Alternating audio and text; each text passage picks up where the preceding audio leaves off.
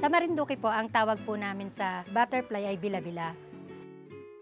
Yung Mr. ko po ay nag-start since 15 years old. Si Mr. Lyron po, estudyante pa lang siya, nag-i-start na po siya sa butterfly business po.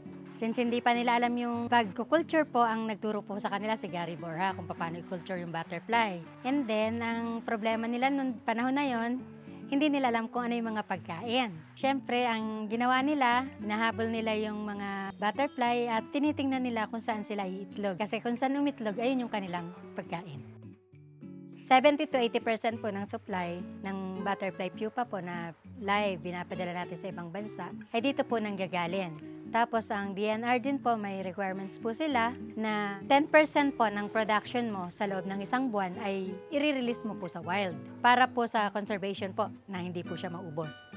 Inaanyayahan po namin ang mga turista dito sa ating bansa na magpunta po dito sa Marinduque at upang masaksihan po ninyo ang paglipad po ng maraming klase po ng mga bila-bila. Simple.ph. Living made simple.